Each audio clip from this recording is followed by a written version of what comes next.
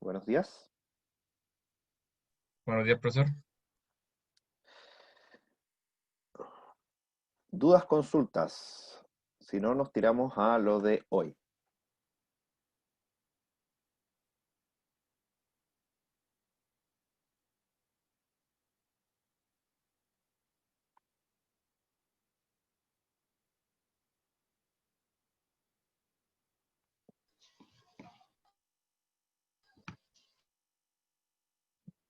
Ok, a ver. La semana pasada vimos notación asintótica teta, de manera de poder clasificar comportamientos similares entre funciones que describían comportamiento temporal, y también puede ser espacial, pero generalmente temporal, de algoritmos. Ahora, eso lo hicimos cuando analizamos un algoritmo en particular y vimos su peor caso. Pero nos quedaron dos casos dando vuelta. Así que vamos a ello. Retomemos nuestra función que habíamos visto que nos calculaba dos índices que, dado que un arreglo tenía enteros, esos dos índices daban una suma en particular. Así que teníamos por el índice i que va desde 0 hasta n-1, con un for anidado de j que partía en i y terminaba en n-1, tal que si se cumplía la condición que AI más AJ era la constante C, entonces nosotros imprimíamos I, J, hacemos un return y terminamos. Ahora, dado que nosotros sabemos que las constantes y esas cosas en realidad no importan mucho, podemos hacer un análisis un poco más simplista del peor caso. Así que vamos a hacerlo. El peor caso, dado que el tamaño de la entrada es n, es el siguiente. Solamente nos vamos a centrar en una cosa, que es lo que se denomina operación relevante.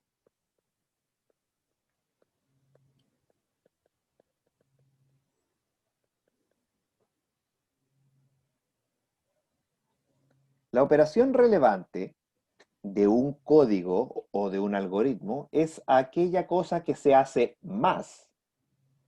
Y cuando digo más es en términos asintóticos, o sea, si una se hace n cuadrado y la otra n cuadrado más 2, da lo mismo. Y que tiene relevancia para el algoritmo que nosotros estamos haciendo. Dado el algoritmo que ustedes ven acá, ¿cuál ustedes creen que es la línea de código que expresa la operación relevante? El if. ¿Casi?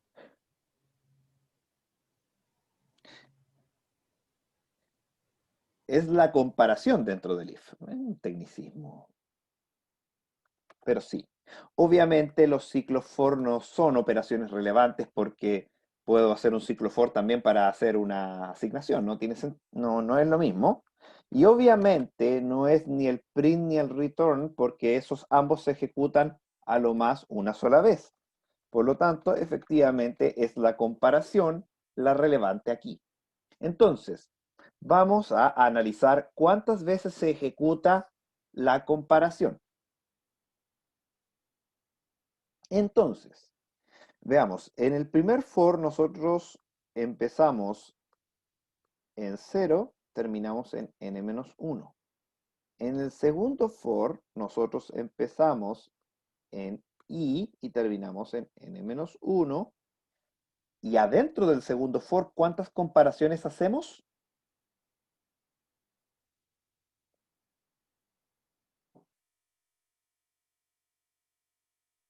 ¿Cuántas comparaciones hacemos dentro del segundo for?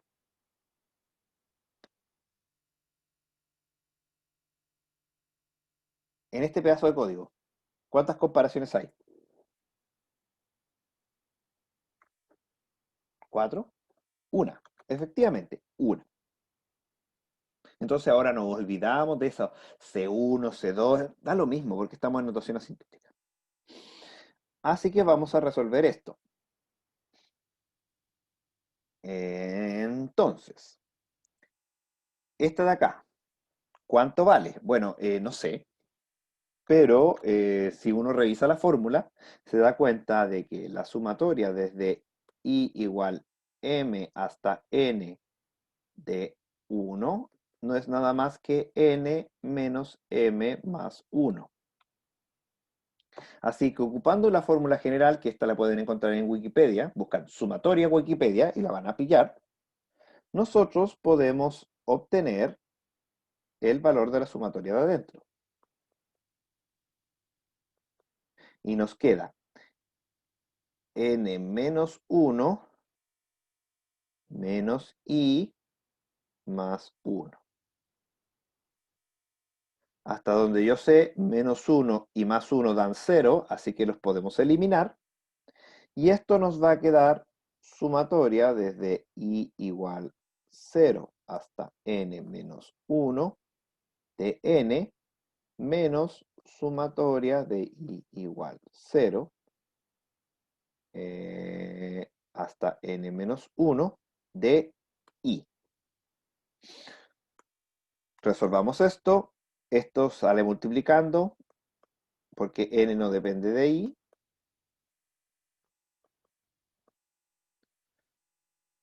Y por el otro lado tenemos la suma de Gauss. Parta desde 0, simplemente le sumamos 0, así que da lo mismo. Entonces esto sería n menos 1 por n partido por 2. Esto de acá, aplicamos de nuevo la fórmula de ahí arriba, nos queda n menos 1 menos 0 más 1, o sea, n, y nos queda n cuadrado menos n cuadrado medios más n medios, lo cual es igual a n por n más 1 partido por 2, lo que es orden cuadrático.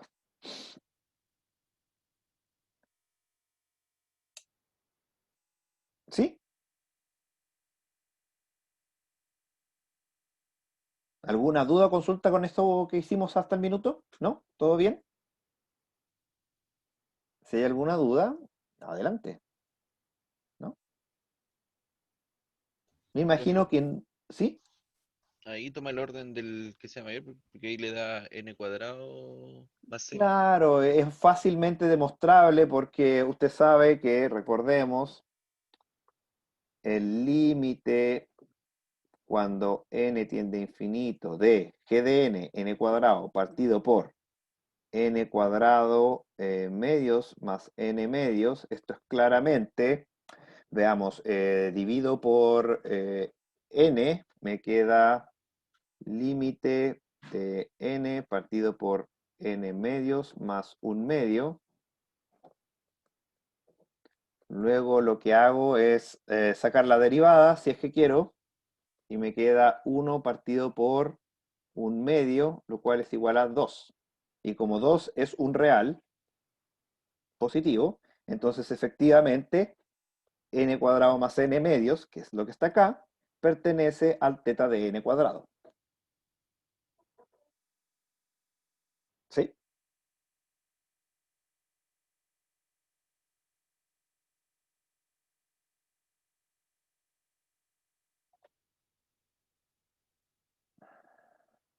No, borré de más, borré de más.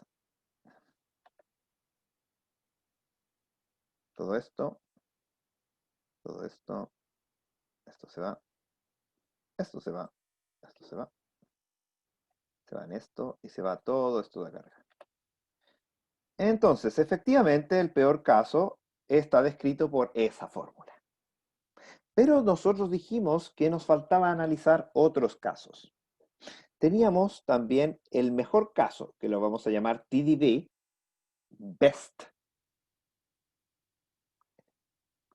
¿cuál es el mejor caso dado este algoritmo? Encontrarlo en la primera comparación. Encontrarlo inmediatamente. ¿Y cuántos pasos de comparación yo realizaría si es que me pasa eso? 1. Uno. Efectivamente. Entonces el mejor caso para este algoritmo es 1. Ese es el mejor caso. Analizamos qué pasa cuando está lo ideal y el mejor caso. Y nos falta ver argumentativamente lo más difícil del curso, porque tenemos que analizar y pueden haber algoritmos que son complejos de analizar, el caso promedio. Voy a ocupar A de average, promedio en inglés.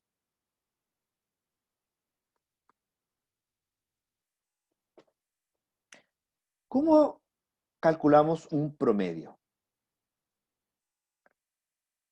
Por ejemplo, si yo tengo 1, 2 y 3, ¿cuál es el promedio?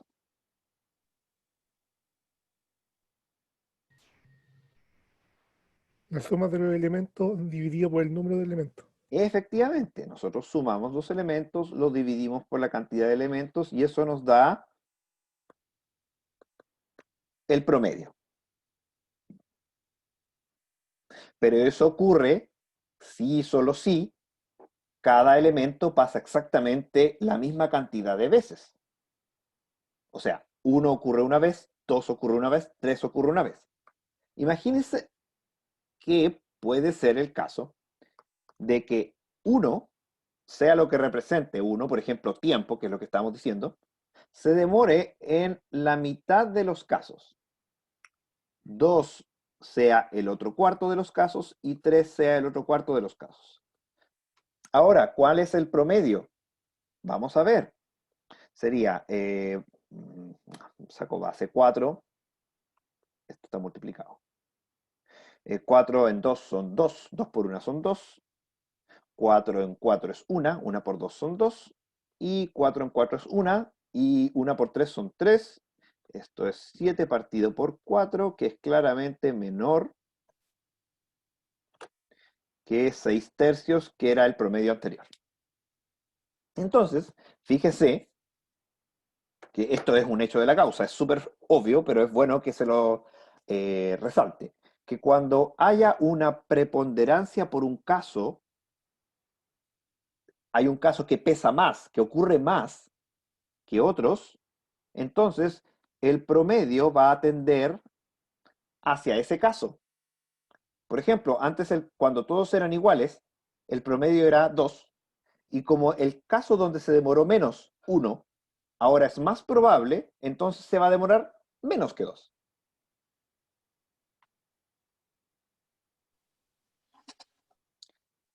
Ahora veamos qué pasa con el promedio del tiempo. Entonces,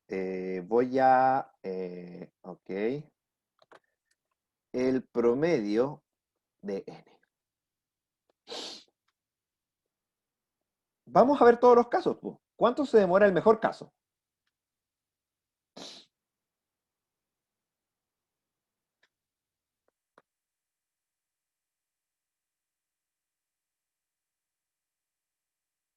Uno. 1. ¿Cuánto demora el segundo mejor caso?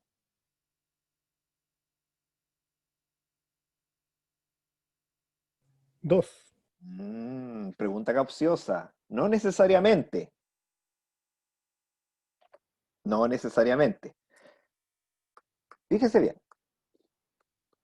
Supongamos que tenemos 7, 4, 1 y 10.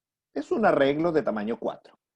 El mejor caso es cuando C vale 14,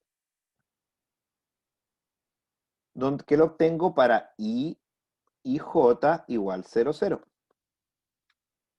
Pero también tengo que IJ igual 1,3, o sea, 4 y 10, también sumo 14. Entonces el segundo mejor caso igual se demora 1. Incluso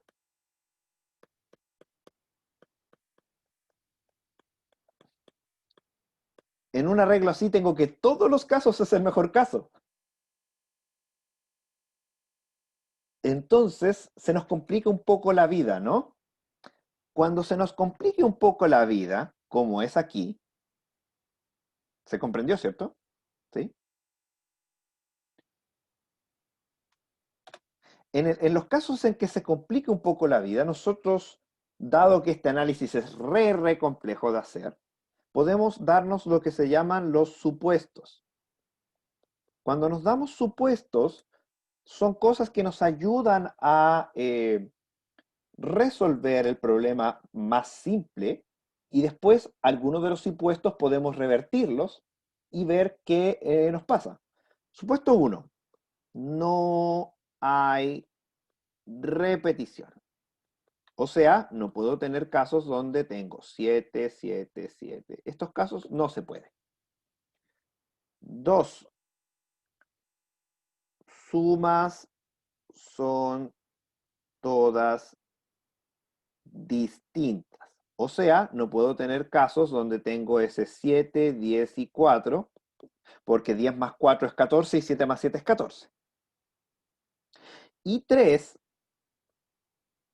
toda suma es igualmente probable.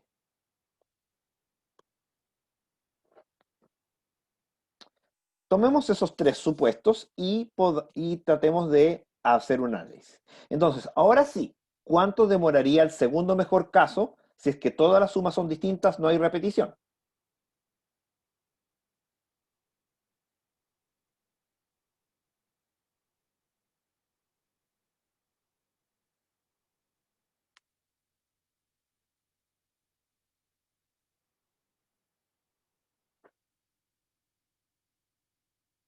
Del nomás. Si se equivoca está bien, pero la cosa es que lo intente. ¿Cuánto demora el segundo mejor caso ahora que no hay casos con, sumas repetidas? ¿Cuánto demora el segundo mejor caso?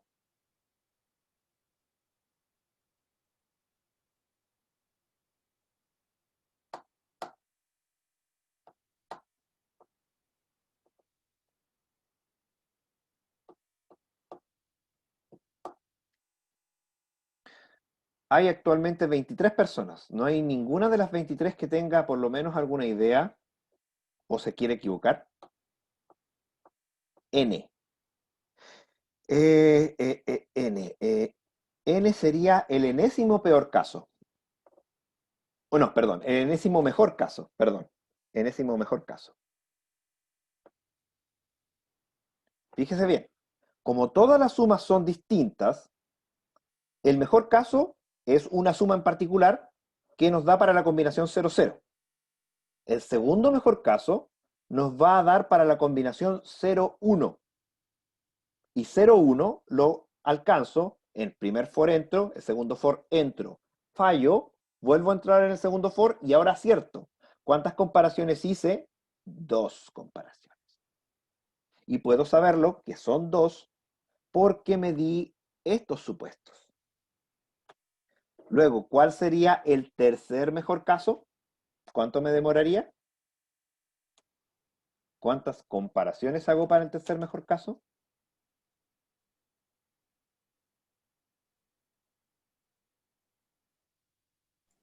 3. 3. Y efectivamente, bla, bla, bla, bla, hasta que llegamos al peor caso, que es n por n más 1 partido por 2. Dije que todas las sumas son igualmente probables, así que simplemente lo que hago es todo esto lo divido por la cantidad de casos distintos. Y la cantidad de casos distintos nosotros ya lo obtuvimos. Son todas las posibilidades cuando no hay repetición. Por ejemplo, 0, 1 es igual a 1, 0. Así que solamente tomo los distintos. Eso ya lo calculé. Es n por n más 1 partido por 2. Esas son la cantidad de casos totales.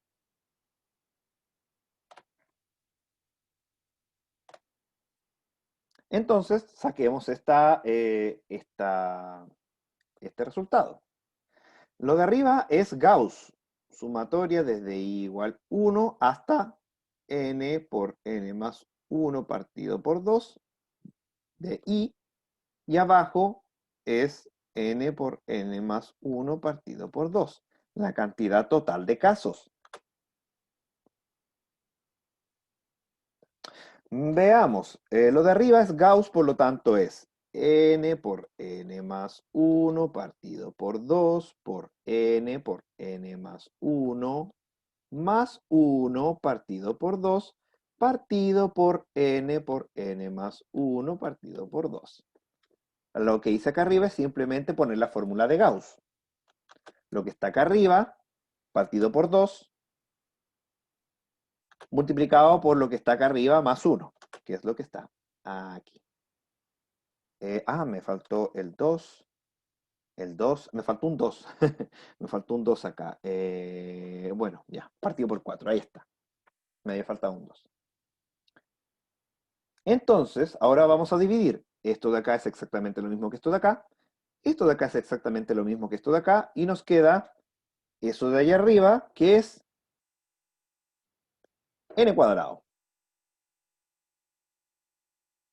Porque por más que esté dividiendo por 4, tengo n por n, n cuadrado.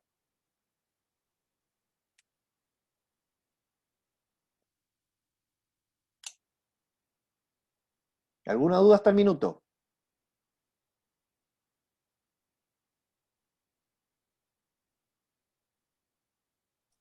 No, profe, no de momento. Perfecto. Ahora,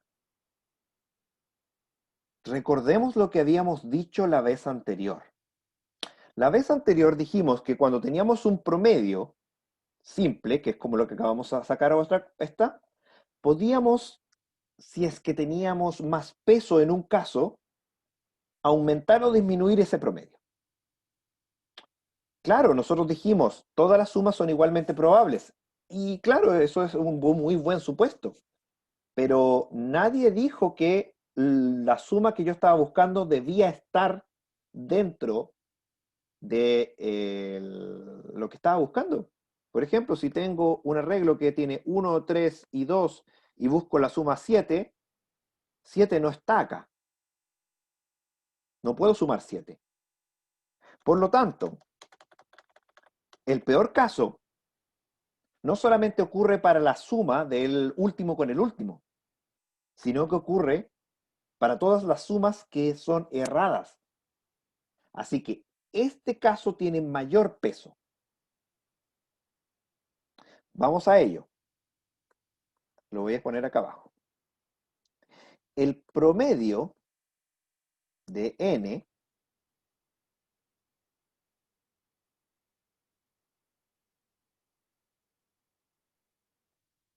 es mayor o igual a lo que acabamos de calcular. ¿Por qué es mayor o igual? Porque este elemento de acá pesa más que todos los de acá.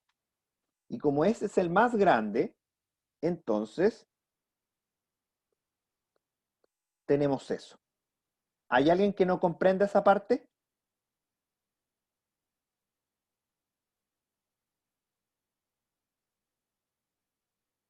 Porque no quiero que se me pierda. ¿Hay alguien que no comprenda lo que acabo de hacer?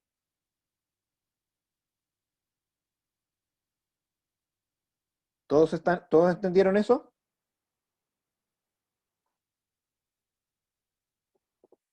Usted se enredó. Ya. Vamos a retroceder un par de pasos.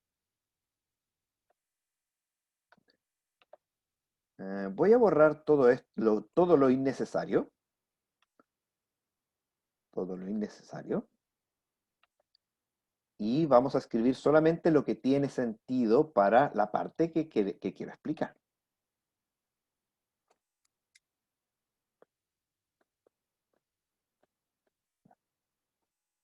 Ya. Esta parte de aquí, ¿se entiende, cierto? Entendemos que esta sumatoria que está acá nos da n cuadrado. Hasta ahí estamos bien, ¿cierto?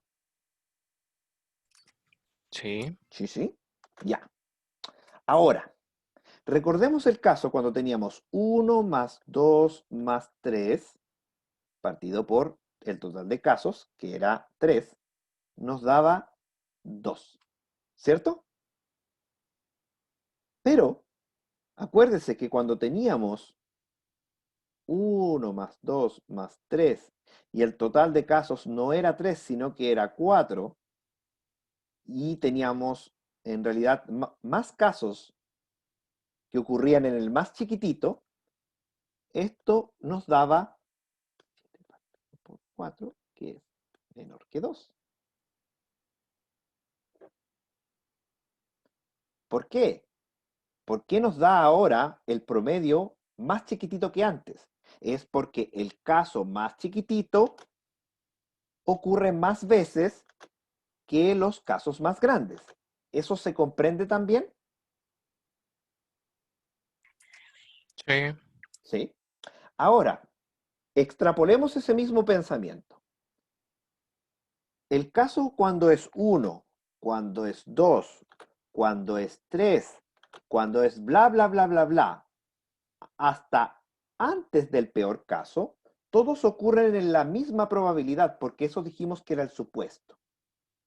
Pero el caso peor no solamente ocurre cuando sumamos el último índice con el último índice y eso nos da la suma que estamos buscando, sino también ocurre cuando la suma que estamos buscando no está en el arreglo. O sea, cuando estamos en un arreglo que es 1, 2, 3, 4, la cantidad de comparaciones que hacemos cuando buscamos 8 y la cantidad de comparaciones que buscamos cuando buscamos 17, ambos son la misma cantidad de comparaciones, que en este caso sería, comparamos todos con todos, es n por n más 1, son 4 elementos, 4 por 5 dividido 2, los menores 10 comparaciones. En ambos casos hacemos 10 comparaciones. Por lo tanto, cada vez que buscamos una suma que no está presente en el arreglo, tenemos cada vez más y más casos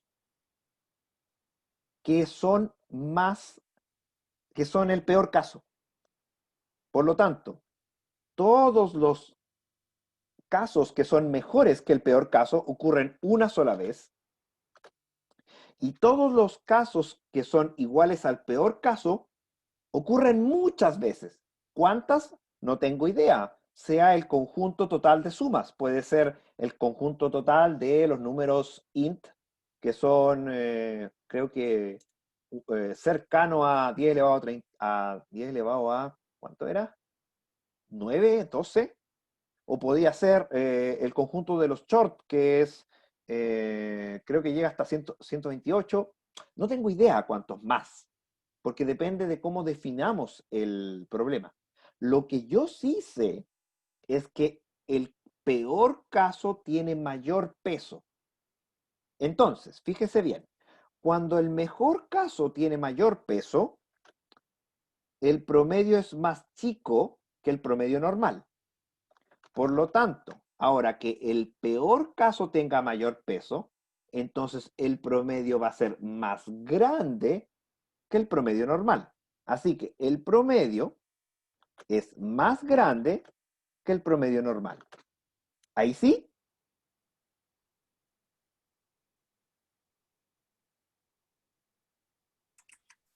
Sí, ahí se entiende un poco mejor por lo menos, profe. ya, ok. En todo caso, pueden volver a verlo. Recordemos que esto va a estar arriba en YouTube hoy día en la tarde. Bueno, en todo caso, un poquito más. Ya. Entonces, no tengo idea cuánto vale el promedio. Pero ojo, lo que yo sí sé es que el caso promedio es obviamente mejor que el peor caso. Por definición, ¿no? El caso promedio tiene que ser mejor que el peor caso, porque el peor caso es el peor de todos. Y el peor caso es cuadrático. Por lo tanto, por teorema del sándwich, el promedio es orden cuadrático.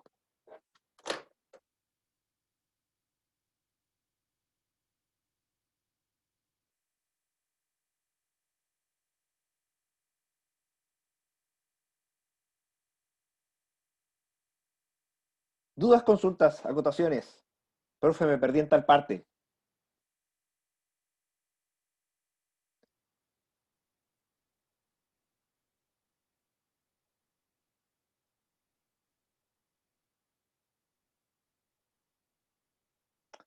Recordemos que argumentativamente hablando, esta es la más complejo del curso, porque dependiendo de qué tan complejo es el algoritmo que nosotros estamos analizando, analizar el caso promedio puede llevarnos a cosas complejas, tener muchos supuestos, tener supuestos que son difíciles de obtener, tener matemática que nos complique.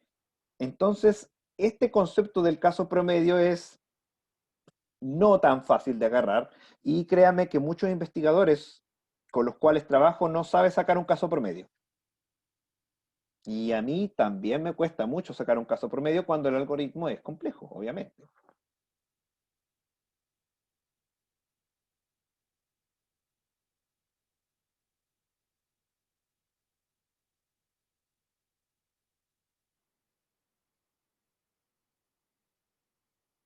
Entonces no tenemos ni dudas, ni consultas, ni acotaciones. Estamos claros.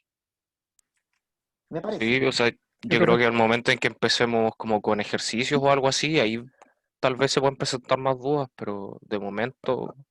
como que Oigan, yo por lo menos estoy digiriendo la ¿alguien, información. alguno de ustedes tiene un conocido en un curso superior que me pueda hacer esta ayudantía? Porque tenía alguien que me podía hacer la ayudantía, pero está haciendo otras ayudantías y ya pasó su tope. Así que no tengo con quién me pueda hacer la ayudantía. Y eso les va a servir a ustedes porque me es más fácil dar guías de ejercicios. Sí, así que si alguien tiene alguien conocido que me pueda recomendar o que le pueda preguntar, oiga, profe, ¿puedo yo ser su ayudante? Me lo menciona, por favor, porque lo necesito. Aproveche de hacer lo mismo que están haciendo sus compañeros, poner presente antes de que se nos acabe el tiempo. ¿Aló?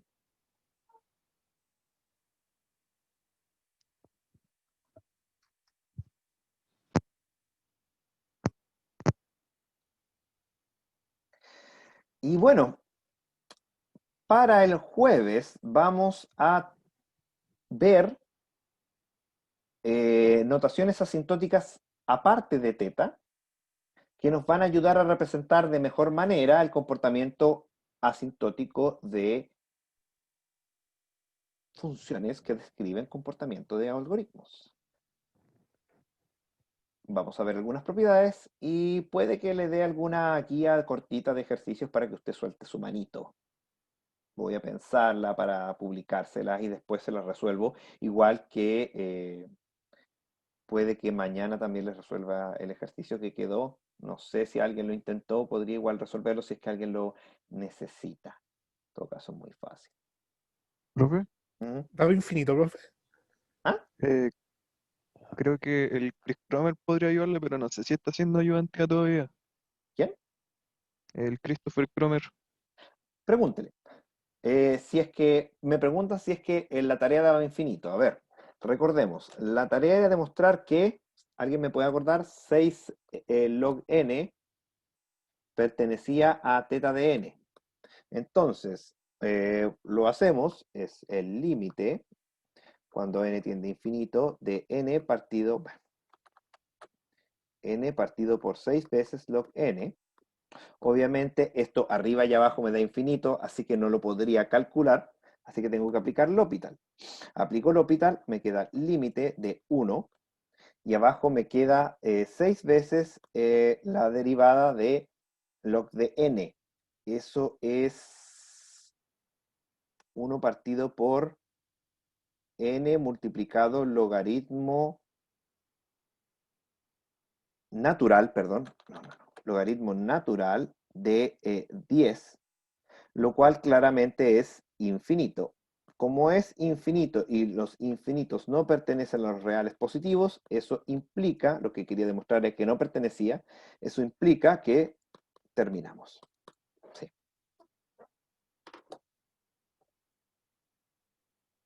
Sí, eso era. Efectivamente, entonces Gustavo sí daba infinito. Daba infinito.